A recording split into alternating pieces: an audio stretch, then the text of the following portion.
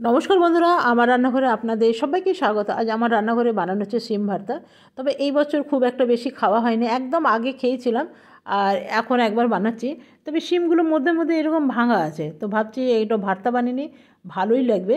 বেশ কাঁচা লঙ্কা টঙ্কা দিয়ে একটু ঝাল ঝাল করে বানালে বেশ ভালো লাগে। শিমের তরকারি চেয়ে ভর্তাটা অসাধারণ লাগে। তো দেখুন মোটামুটি সব কটা আমার কাটা হয়ে গেছে, অল্পই আছে। আর এদিকে বসিয়ে দেবো একটু জল, গরম জল, এটা একটু সেদ্ধ হতে দেবো। আর দিয়ে দেবো নুন, আর দিয়ে দেবো অল্প চিনি। চিনিটা দিলাম কেন জানেন তো, শিমটা একদম সবুজ সবুজ থাকবে, চিনি অল্প দেবেন। তো এটা ফুটে উঠেছে, আমি এটা 70% কুক করব, একদম 100% কুক করব না। যদি 100% কুক করি না, তো শিমগুলো একটু সাদা সাদা চলে আসবে, হয়ে যাবে। তো এটাকে আমি একটুখানি ভেজে নেব। আর শিমটা ভালো করে আমি ঠান্ডা জল দিয়ে ধুয়ে নিয়েছি, না তো ভেতরে ভেতরে কুক হয়ে গেলে না, তো ওটা একটু রঙটা কালচে কালচে হয়ে যাবে।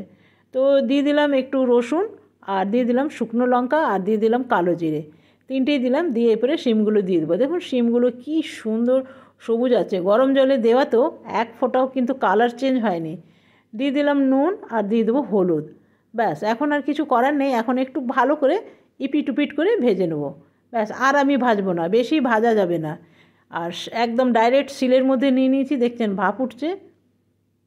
এরপরে আমি গরম গরম পিষে নেব। খুব তাড়াতাড়ি করে পিষে নিলে তাহলে গরম লাগবে না, একটু পিষতে থাকবো, তাহলে আস্তে আস্তে ঠান্ডা হয়ে যাবে। আর কিছুগুলো আমার পেশা হয়ে গেছে, এগুলো উঠিয়ে নিলাম। আর শিলের মধ্যে পেশা হলে না, এই যে দেখছেন একটুখানি, তো এইটাও আমার হয়ে গেছে। এবারে এগুলো পিষে নেবো। শিলের মধ্যে পিষলে না একটু রাফনেস থাকে না, ওইটাই দরকার। না তো মিক্সির মধ্যে পিষলে না একদম পেস্ট হয়ে যায়, ওইটা খেতে একদম ভালো লাগে না। আমি এক দুবার করেছি, তো খুব একটা ভালো লাগেনি। তো দিয়ে দিলাম কড়াইয়ের মধ্যে তেল। যেই কড়াইয়ে শিম ভেজেছিলাম না, সেই কড়াইটাই আমি আবার বসিয়ে দিলাম। তো দিয়ে দিলাম একটু কালো জিরে, আর দিয়ে দিলাম একটা লঙ্কা। লঙ্কা অবশ্যই দেবেন। আর পেঁয়াজ কুচি খুব বেশি দিলাম না, একটা গোটা পেঁয়াজ ছিল, তার মধ্যে হাফ পেঁয়াজ আমি দিলাম। দিয়ে এরপরে শিমটা দিয়ে দিলাম। আর শিমটা দেখছেন কতটাই সবুজ আছে, একদম সবুজ রং আছে। তো খুব বেশি যদি অনেকে লঙ্কা গুঁড়ো দিয়ে দেয় না, তো সেই অর্থে কী হবে না, শিমটা একটু লাল লাল হয়ে যাবে। তো সবুজ শিম সবুজ থাকাই ভালো লাগে। তো দিয়ে দিলাম অল্প নুন। শিম ভাজার সময় আমি নুন দিয়েছিলাম, এখন আর দেবো না। আর রান্নাঘরের বাইরে দেখুন জানলা দিয়ে কত পাখি ঘুরছে, দেখছেন কত কী খাচ্ছে জানি না। বেশ রান্না করতে করতে দেখতে বেশ ভালোই লাগে, তাই আপনাদের একটু দেখালাম। আর এদিকে আমার শিমটাও একদম ভাজা হয়ে গেছে, এরপরে আমি এটা নামিয়ে নেব।